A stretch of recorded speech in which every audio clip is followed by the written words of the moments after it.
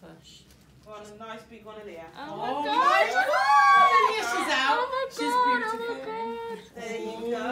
oh Yeah. Congratulations.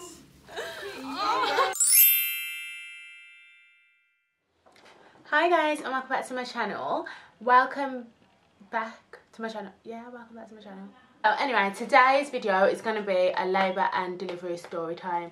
I feel like this video is going to help so much people because when I was pregnant, I used to binge watch these videos, and my labour was an induced labour, so it's like a bit different, a little bit different.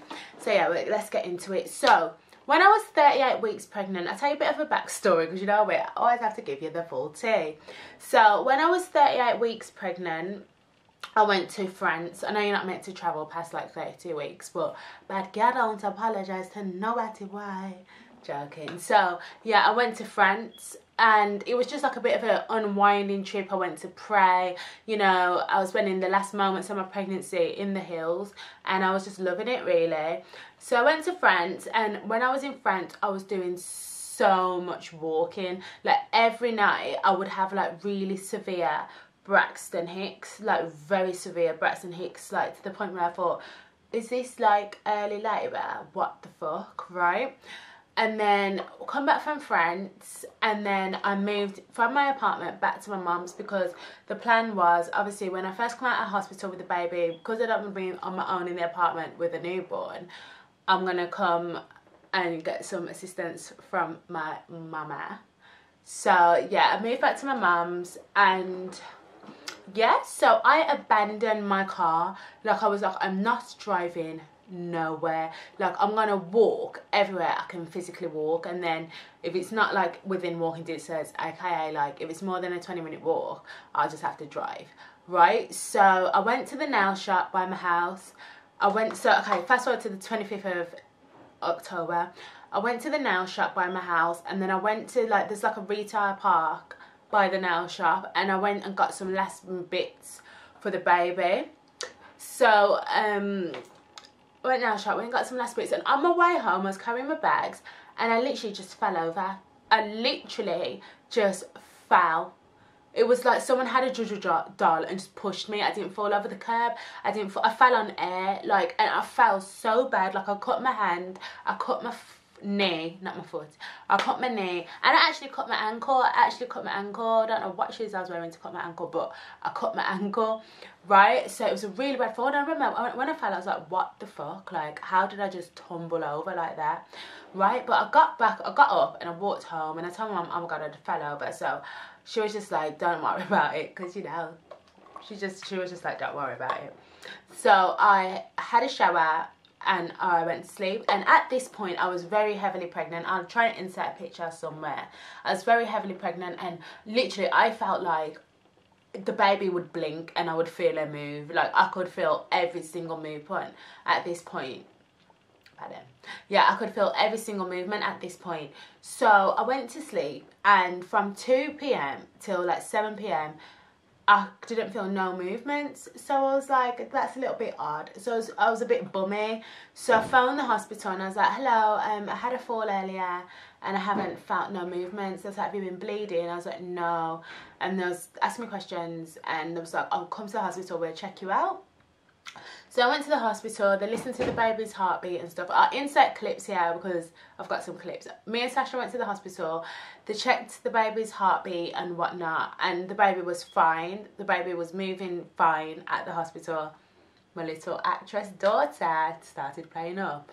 So she was moving fine and everything from the hospital, and then there was like, oh, it's a 4-hour wait for the doctor. I go, see, yeah, the baby's fine, like, I'm good, like, I know I'm good, so, adios. So, we left the hospital, right? So then that was Wednesday. So then Thursday night, I was just like, I was just ready to have this child now. Like, I was basically due, and I was like, you know what, I'm physically ready to have this child. So I was trying to induce my labour. So I got a hot curry from a restaurant by my house, got a hot curry, and I got castor oil, right? So, but castor oil only works if you're already dilated or if your body's already in labour. if your body's not already in labour, you're just going to give yourself diarrhea for nothing. Do you know what I mean? So I ate the curry, and then I had 2 shots of castor oil.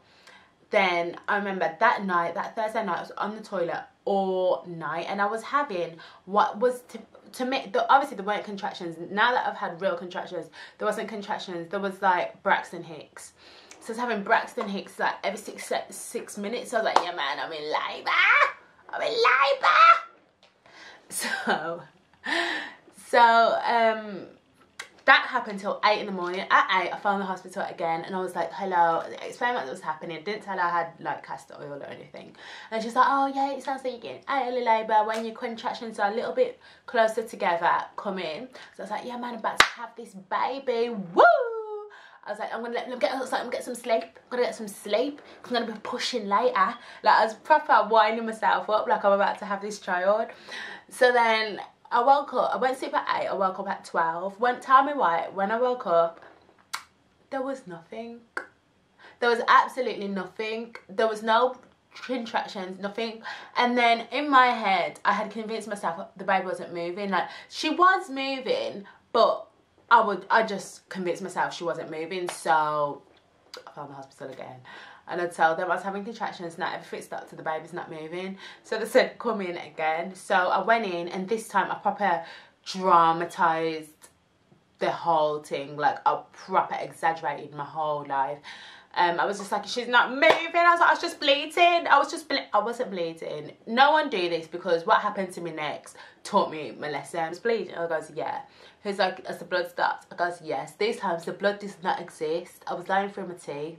But I just wanted it to be seen quicker, because I was not getting told 4-hour wait for the doctor again. So then he was like, I'm going to examine you, but I need to put this speculum inside you. I goes, pardon me. I was like, why? He's like, I just need to. And obviously, if you've watched my last video, you obviously know I haven't had sex throughout my whole pregnancy. Haven't had sex. You're pregnant for 10 months. So for the last 10 months, this, like, it hasn't been fondled with. So for him to tell me he's putting plastic inside there, I just had to look at him like, why?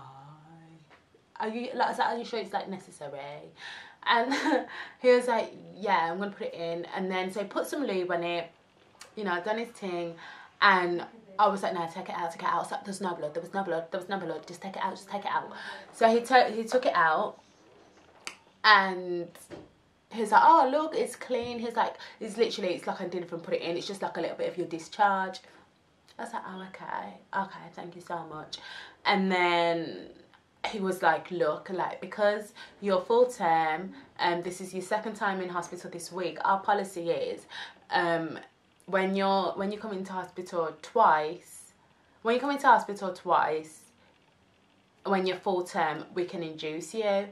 So I goes, okay. And he's like, would you take the induction if you was offered one? I goes, yes I will, because obviously I wanted the baby. Yes, I will take your induction, give it to me. So that was the 25th of October, and then he's like, okay, we'll induce you on the 30th. So that was the Friday, and they told me to come back on the Tuesday. So I was like, yeah man, yes, like we're about to have this baby.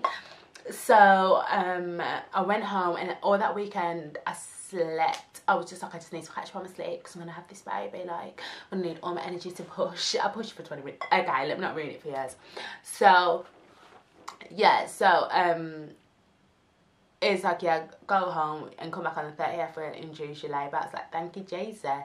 So went home, the 30th came, and I had 5 birthing partners, because I couldn't choose. Do you know what I mean? Like, I think that's the good thing of being a single parent. Like, your friends just make such a big deal out of you. Do you know what I mean? You know, because yeah. So I had my mum, my sister, Sasha, and 2 of my cousins. No, my mum, my 2 sisters, Sasha, and my cousin. So my sister was the one that came to the hospital initially, Stephanie. Because she's a doctor, I just needed her there, so just to ensure the midwives do everything correct. Do you know what I mean? Just to ensure, like, they don't try and cut no corners, they do everything correct.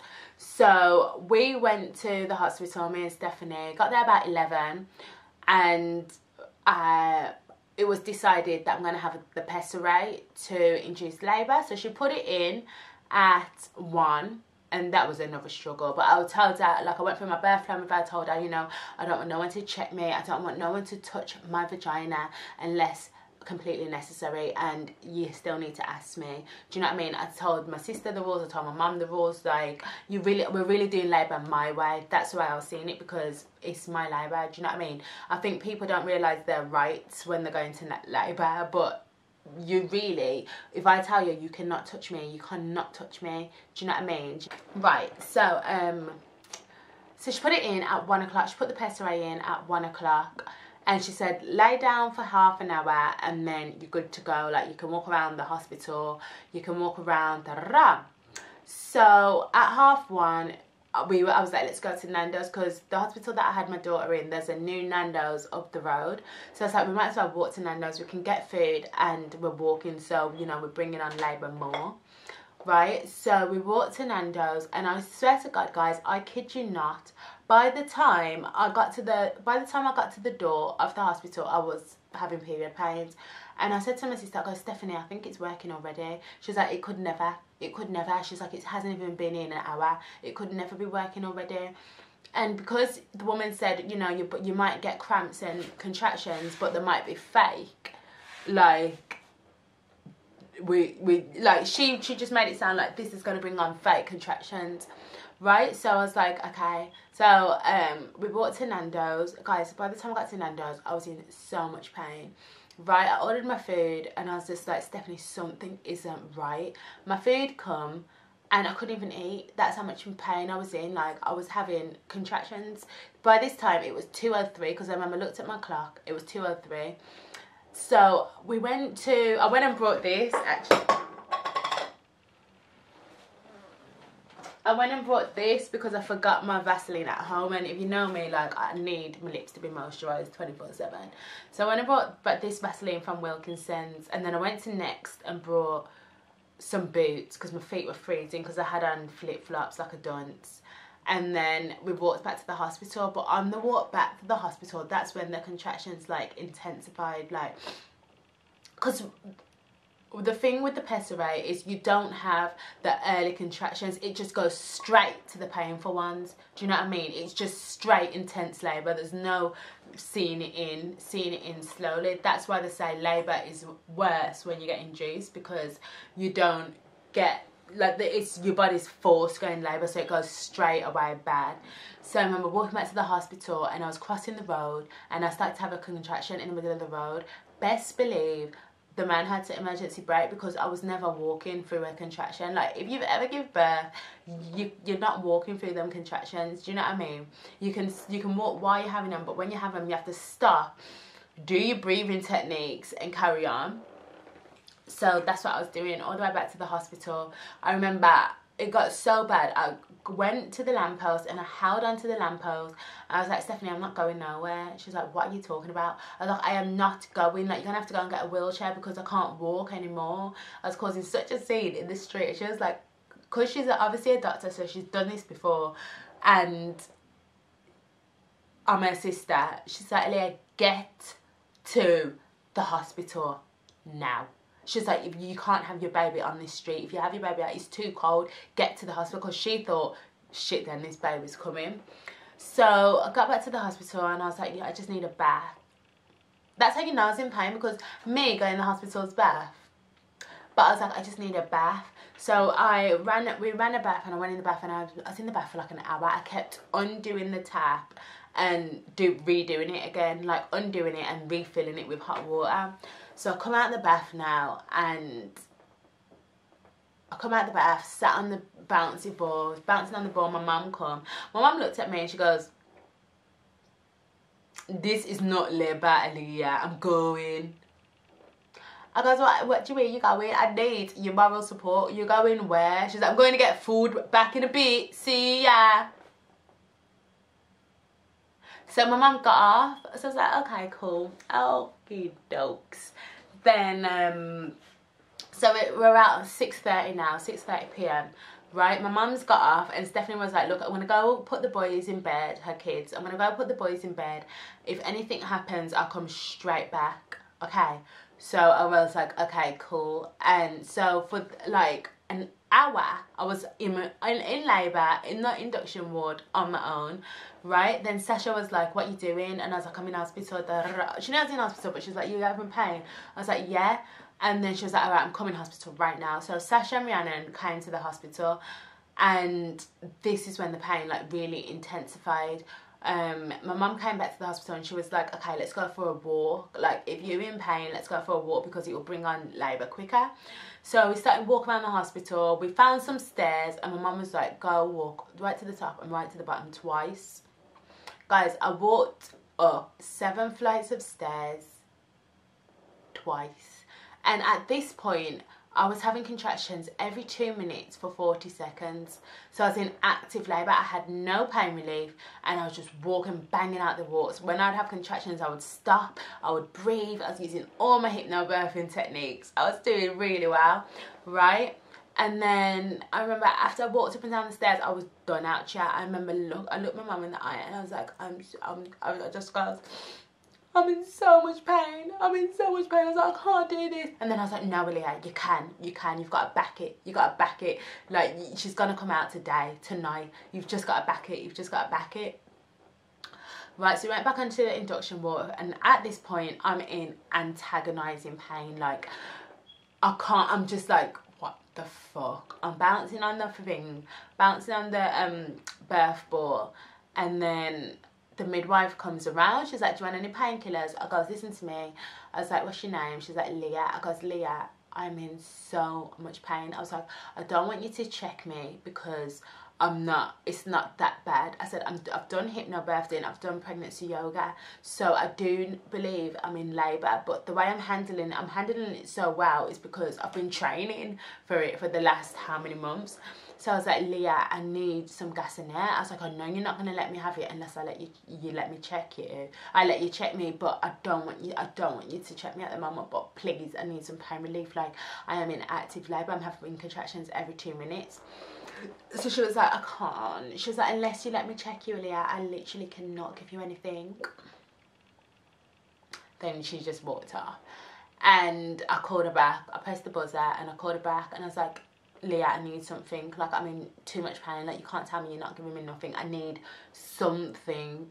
And then she was like, I can offer you something to sleep, to help you sleep. So if you are in labour, when it's time to push, you'll have energy. But at this point, I was in so much pain. Like, literally, I couldn't even get up, like, sit up, like, stand up and use the lower half of my body, because the lower half of my body just felt so numb. Like, I couldn't even stand up. So she was like, I can offer you something to help you sleep. I goes, okay. And she gave me something, what was it? I think pethidine. She gave me pethidine. But I just want to warn every single person out there, right? Pethidine, don't bother take it, because for me, it just made my pain so much worse. It made my pain so much worse, and it made me so aware of my pain. Like, okay, it put me to sleep. When I first had it, it made me throw up.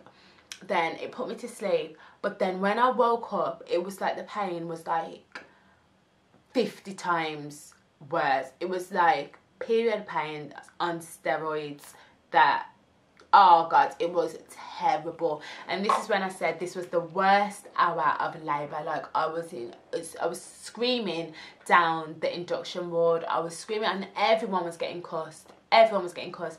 They had to get the senior midwife to come and speak to me, because Leah was like, obviously the pain relief is not working, so you're in active labour, but because you're not checking us, we can't put you on the delivery, because you're not letting us check you out. Right there. Yeah, so there was like, what did she say? She was like, we need to check you, da, da, da. And I went having it. So they called the senior midwife, and the senior midwife came and she was so firm, but I was firmer. She was like, Aaliyah, she was like, first of all, you got too much people in here. You're only meant to have 2 birthing partners. It's not fair on the other women. I was like, I do not give it. This is what I said to the woman. I was like, I do not give a fuck about no other woman. Like, I'm 9 months pregnant. I'm about to give birth. Like, I don't care about no other woman right now. And she was like, and I feel like, Aaliyah, everyone there is about to give birth. Everyone in that ward has been induced. You're all in the same predicament. What are you talking about? But I was like, don't tell me about it's not fair on other women. Like, what are you talking about? Like, just give me the pain relief. Like, what are you talking about other people for? right? And then she was like, Elia, I cannot do nothing for you unless you let me check you. And then my daughter was born backwards, so she was born facing my back. Does that make sense? She was born head first, obviously, but she was facing the wrong way, basically. And at this point, my mum saw the baby turn, and my mum was like to the midwife, look at that. So the midwife was like, Aaliyah, I really need to check to see how far in labour you are, because you do seem to be in active labour, but I need to check before I can put you in the delivery suite. And my mum looked me in the eye and she goes, Aaliyah, it's not, after about an hour and a half of me not letting them check me, but I'm in really bad pain, screaming down the ward, my mum was like, Aaliyah, it's not even about you, it's about the baby. Like, if she's born here, she could die. So I goes, okay, just check then. When my mum mentioned the baby, I was just like, just check. So she checked me and her face dropped. Like, she made me worried. Do you know what I mean? She checked me and she had blood on her fucking gloves, blood on the pessary. She took it out. She was like, Aaliyah, you're 6 centimetres dilated. Though she was like, Leah, we need to get her onto the delivery suite ASAP. So, but they was trying not to panic. So Leah comes now with a wheelchair. Leah, who's going in the wheelchair? Because I ain't. I goes, Leah, listen, you're going to have to push this bed because I'm not sitting on my baby's head. I'm 6... This is why I'm dramatic, you know, because half an hour ago I would not let them check. When I hear I'm 6 centimetres dilated, I was like, I'm not sitting on the baby's head, Leah. You're going to have to push the bed. She's like, Leah, please, I can't push this bed. Get on the wheelchair so we can get you in there. I was like, okay, wow, you need to tell. I was like, Abby, the other one was called Abby. I was like, Abby, go and tell them I need an epidural and gas in there ASAP, because I ain't doing this with no pain relief. Fuck that. Fuck, like, it was, I was in so much pain. I was like, I'm not doing this with no pain relief, right? So Leah, and then by this time, my wig, I offed my wig, so I had my base looking like Latrell, looking like Debo, off my wig, and I only had my bra on. I didn't have nothing on but my bra. Yeah, so at this point, I'm in my bra, no pants, just a bra. And I'm like, I'm not putting on no clothes. I was like, I don't care. I was like, I do not care who sees me. Like, I don't care. I'm not putting on no clothes. And Leah was like, Leah, put on the gown. Like, Leah was a bit cheeky. So I put on the hospital gown and we went to the delivery ward. And I swear to God, as soon as I got to the delivery ward, my body started pushing itself. Okay, first, I come across, there was another midwife that was there to deliver my baby. So the 2 midwives that took me there, they was from the other ward. They weren't there to deliver the baby. So Erica, like, she was amazing. She was there to deliver my baby. And I was like, at this point, I was so vexed. By the time I got to the delivery ward, I was so vexed. I was like, I told you that I was in labour. Just because I didn't let you check me, I don't care. Like, I told you I was in labour. I went through so much pain. Like, I'm 6 centimetres dilated. I haven't had no gas in there, nothing. The pethidine was shit. It didn't even work. And, you know, you've left me for dead. I was like, you've left me for dead. You haven't listened to nothing in my birthing plan. You've left me for dead, basically. And then I was just going mad at Erica. I was like, are you going to look after me, Erica? Because these like left me for dead. And she was like, yeah, I've got you back, Leah. I've got to look after you. Don't worry. And then when we got into the delivery ward, thank God my sister showed up. You know, the doctor. Because my other sister was like, oh, she's 7 centimetres. Come back to the hospital. So thank God she showed up. Right, because she was giving me the gas in there, but she was doing it in a way, I can't tell you, but there's a way that to take the gas in there, right, and like there's a button on the gas in there and it just goes in your mouth. Like, when I was sucking it, nothing was happening, but there's a button that, like, you get the max gas in there, but they're not meant to tell patients that. But my sister was doing that for me. She was pressing that button. Do you know what I mean? So I was like, I need an epidural, I need the epidural. And then the person come in to give me the epidural, but there was like doing all my, like, putting my, you know, putting everything in my hands, like, so if I need any emergency medication, I can put it in a vein and all that. So I got my epidural, and all I remember the woman from the epidural. I don't remember what she looked like, anything. I was in so much pain at this point that my vision was black and white. Like, I swear to God, on my life, my vision was black and white. My vision wasn't colour. I was seeing people in black and white, and I wasn't even, oh, it was horrible, right? And then I remember no, before I had my epidural. I remember I was on the bed and I was like, oh my God, I'm gonna wee myself because I'm pushing. I pushed and my waters just broke. Like, I pushed and my waters popped just there. Like, my waters just broke. And I thought I'd wet myself. So I was like, I've wet myself. And Erica was like, no, that's your waters. And I looked at my mum like, rah, like, I'm about to have this baby. So the woman came over and she gave me the epidural and she was like, all I remember is like saying, Aaliyah, keep still. And my sister's giving me the gas. I was so high. I was literally like this. And then she was like, you're going to feel a sharp pain. You're going to feel an electric shock in your leg now. And when she done it, I remember my leg just goes boom. Like, my leg just jolted. Right? So she got my epidural. I had my epidural. And like, life was great. Listen to me. I am never doing labour without epidural again. Like, I wanted to be like this superwoman and do hypnobirthing and all of that. Don't talk about no hypno. No, hypnobirthing helped me. Don't get me wrong, because I went to 7 centimeters with no pain relief. So hypnobirthing helped me because I was having contractions every minute for ages. Do you know what I mean? So hypnobirthing did help me, but epidural helped me more. Like, literally, I was numb instantly, and I was just there chilling. I was there chilling. And then I realised I'd been Godzilla for the last couple of hours. So I was like to my mum, because at this point, my sister and Rhiannon got kicked out. So it was me, my mum, and Sasha and Stephanie. So Olivia and Rhiannon got kicked out. So it was me, my mum, Sasha, and Stephanie. Yeah. So I was like to them, was I being a bitch? And my mum was like, yeah, you was. Like, my mum was like, yeah, you was being a bit of a bitch. Guys, what do you mean? Like, now that I look back, like, are you rude? Like, I'm in labour, you tell me. And then I was like, I was so high. I was like, do you hate me? Like, I don't want you to hate me. Like, I didn't mean to be a bitch. I was just in so much pain. Like, I had a breakdown and I was like, Leah, stop crying, right? So once I had the epidural, labour just slowed down. It was more of a waiting game now. So they checked me. I had the epidural about 2 in the morning. She checked me again at 4 and I was 9 centimeters dilated. She checked me again at 6 and I was 10 centimeters dilated. But because I couldn't feel nothing down there, if I would have started pushing then, I would have been pushing for time and it would have just been disheartening. So she said, we're going to wait 2 hours, just chill, everyone relax, wait 2 hours, and then you can start pushing at 8:45. So I was like, all right, cool. So it's Halloween now, and I'm thinking, oh no, I'm going to have a Halloween, baby, oh no. So she's like, 8:45, you can start pushing. So 8:45 came, and there was like, come on now, Leah, we're getting ready. She checked, and she's like, Leah, the baby's head is literally just there. She's like, you'll get her out within a few pushes. She's like, do you want to feel? I was like, I don't want to feel. No, I don't want to feel. Erica, I don't want to feel it. So there was like, they told me when I was having a contraction, because obviously they could see it. So she goes, push, Leah. So I pushed, and everyone could see the baby's head. They said, Aaliyah, I'm getting emotional thinking about it. They said, Aaliyah, push again.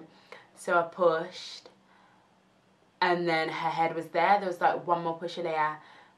Push. No, I done a few practice pushes, tell a lie. And then one more push, and her head come. I'll insert a clip, or I'll probably do it in the beginning of the video. So one more push, her head come out. Then I had to wait for my contraction, but I didn't even wait. Like, her whole body just flew out of me. Like, oh, it was crazy. And I remember looking down. I was like, has she got hair? And there was like, she got so much hair, Leah, so much hair. And because I didn't have heartburn throughout my whole pregnancy, and my aunties was like, so I was confused. I was convinced she was going to be bald, but she was bald with a bag of hair. So I remember, I was like, has she got hair? I was like, she got so much hair, and her body come out. But then I looked down. I looked down, and the nurses cut the cord, and they was like rubbing her. I was like, what's going on? Like, what is going on?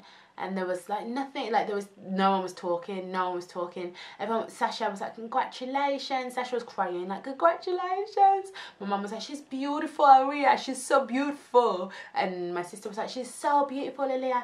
But what, like, why is the baby not in my arms? Like, so I was like, what's going on? And no, that everyone's trying to hide it from me. The midwives cut the cord, which that's when I knew something was booky, because my mum was meant to cut the cord, and they took the baby. Right, so I was like, Stephanie, go and see what's wrong with the baby. Everyone was coming up to me, hugging me, you know. I was like, go and see what's wrong with the baby, because what's gone on? Like, why ain't she with me? And why ain't she crying?